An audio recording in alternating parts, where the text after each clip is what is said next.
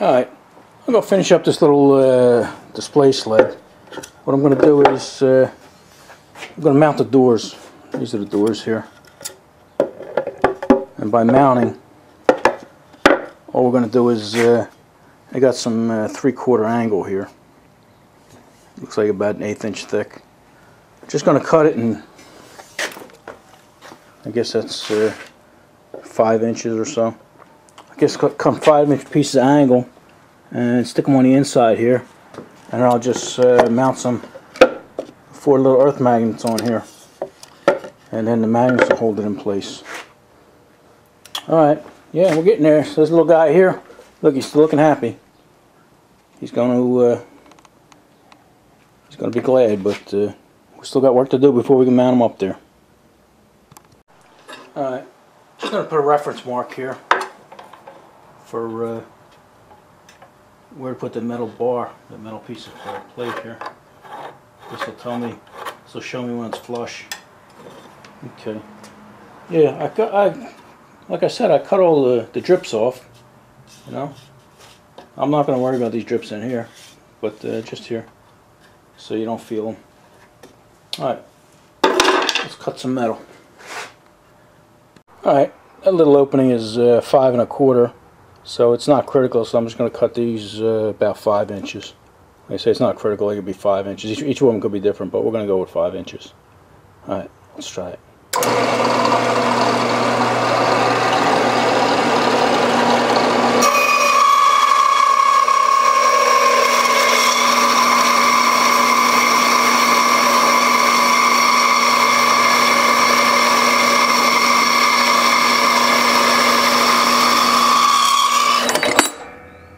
Brand new blade.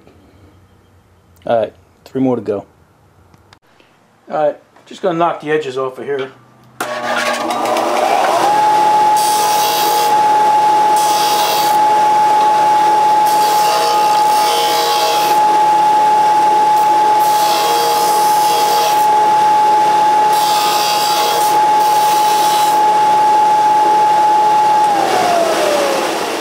And maybe just hit the edge with a file. Nothing fancy.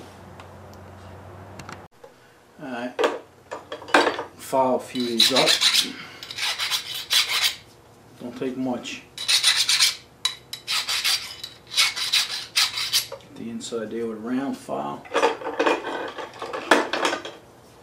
Get the outside with the flat file. Yeah, like I said, don't take much. Don't forget, you know, Road King says the file is your friend. Alright, let me finish these guys up. Alright, mark these. I don't know if you can see it. There you go. At least a 1/2 inch down, so when I stick my drill gun in there, the chuck won't be hitting anything. Alright, let's, can you see it? Where you at?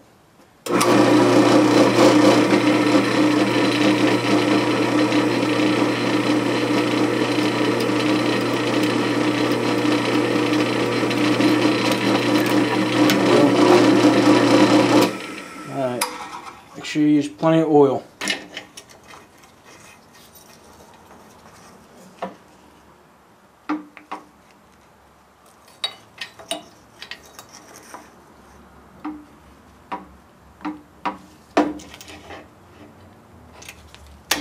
We'll do one more for you.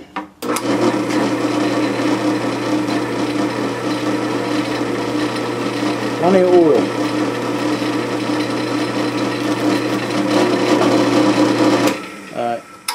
Let me see, I got 2, 4, 6 more of them to do. Alright, just barely got, I got about 1 inch. Matter of fact, with the screw on there, I probably don't have that. And I got a tip on there, it's not even magnetic, so what I'm going to do is, can you see that? Where you at? I'm just going to throw an earth magnet on the side there and hope it holds it in place for me. Now, I've got to try and line this up. Put this in here, try and line it up. I want that just a little forward of that line there. That looks good. Alright, let's see what it does. Not good, not good. Oh, look, I might be able to start it. Okay, started. Alright.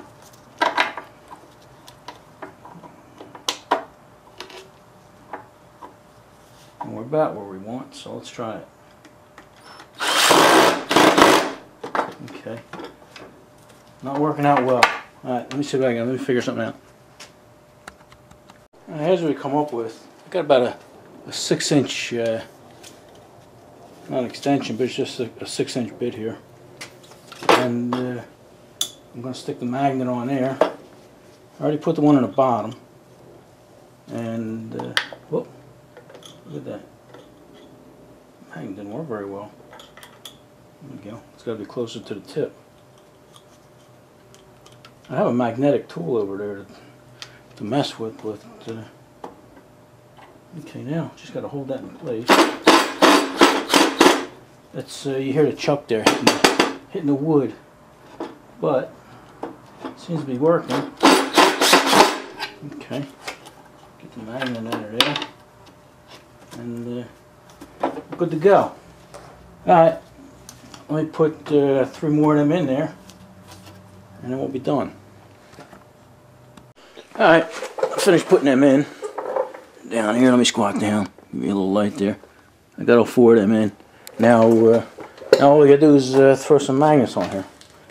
Let me throw you up on the tripod, okay? Alright. Alright, here's that magnetizing tool. It's made by General. That's a decent company. I don't know if that's in focus for you guys or not. But anyway, all you do is take your tool, and that's a magnet in there. And you just let it sit in there, or you rub it, or do whatever you want with it. And then that should be good enough to hold your screw. There you go. What good's a tool if you have it and you don't use it, right? Actually, yeah, you could also demagnetize it here. I don't know how well that works. I think you're just supposed to rub it inside there. Yeah, look at that. Son of a gun. Try and magnetize it again. Look at that. Magic. Alright, let's you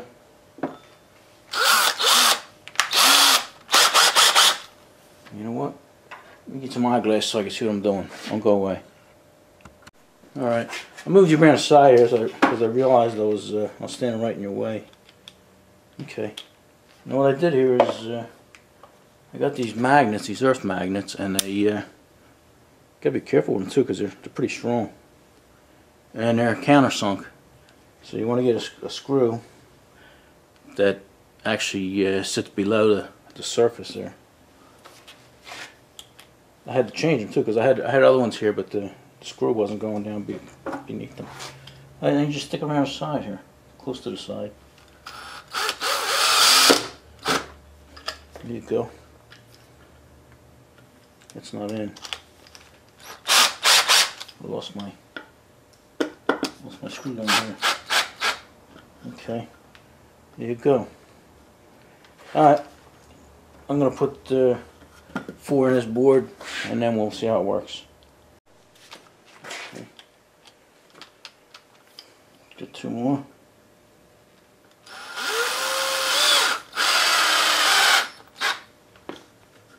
Okay, like I say, you should make sure that's below the surface. So if you put it in crooked, sometimes it sticks up.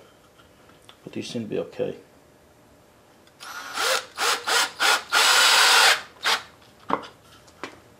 Look at that. Magnet so strong. Alright, I'm going to take you off here. Hold on. Let me scoot this out of the way. I don't know what you guys are looking at now, but let me open the door. Alright. And you just take it and stick it in there. Look at that. Good as new.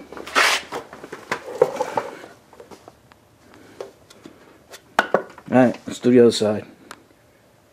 Alright. Our display sled is done. Got all doors on it. Both sides and everything. All shellacked up. Urethane, whatever you want to call it.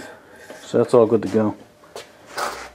Alright, I think I'm gonna I got over in that bucket there.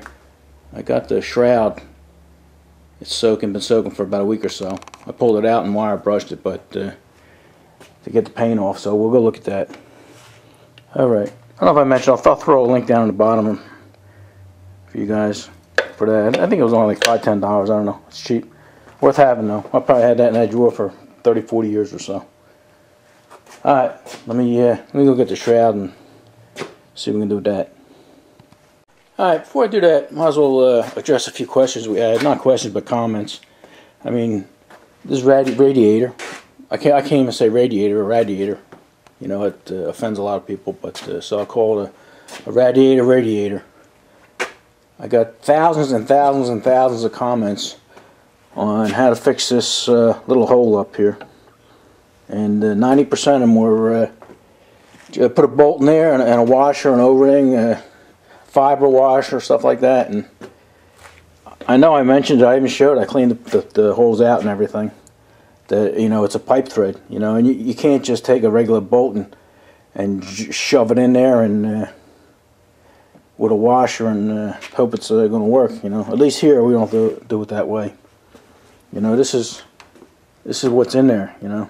It's a pipe thread. I know 90% of the people that commented don't even know what a pipe thread is, so. But I read all the comments, and it would have taken me hours and hours to comment back, you know. I mean, to answer the same question, you know, and I just don't have that time, you know. So this, and then they're saying solder it, you know.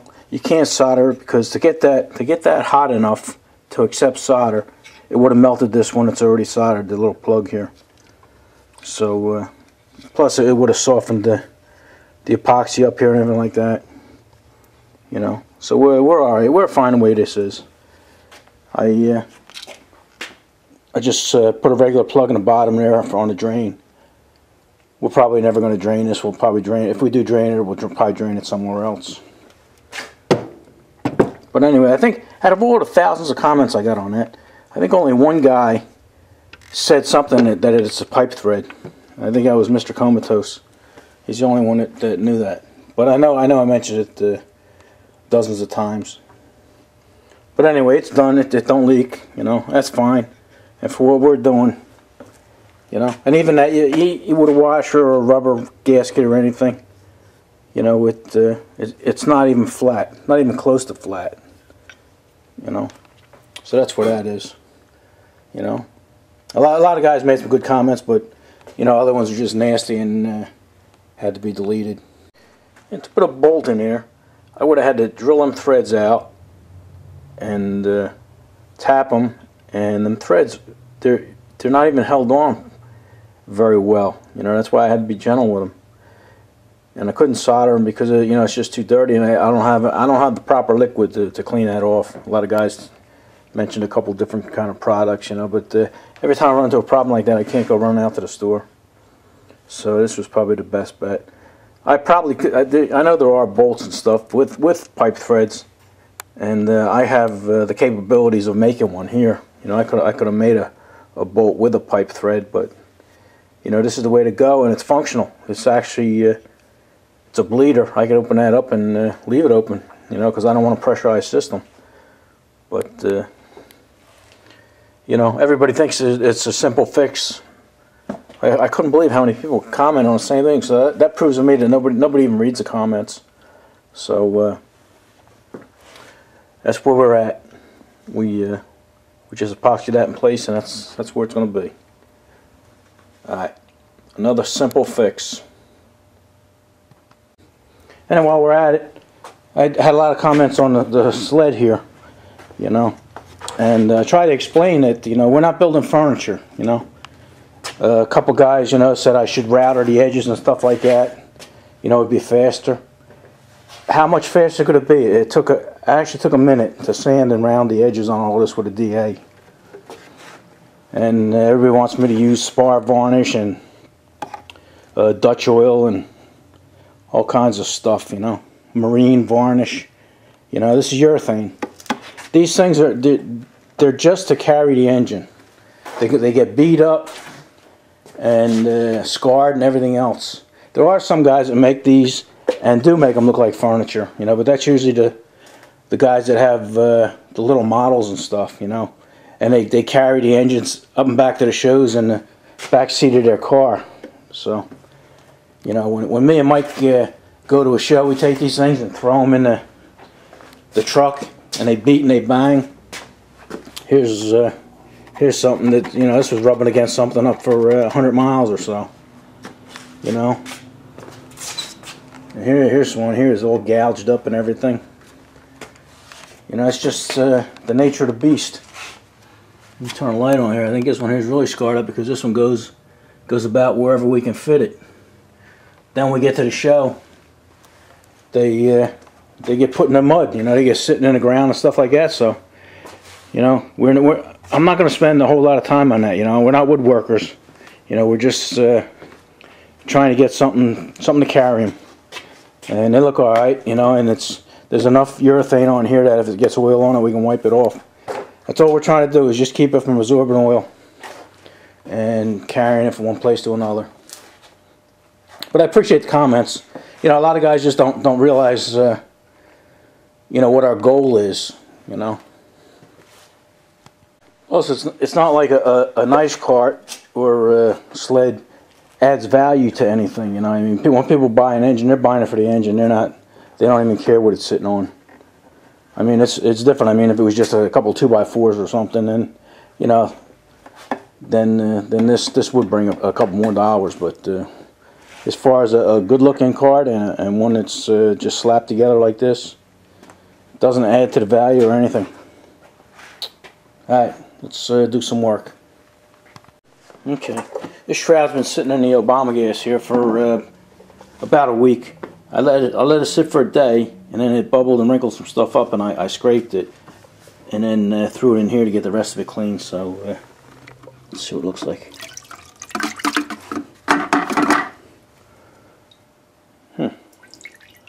Actually pretty good. I don't really see any paint on it at all.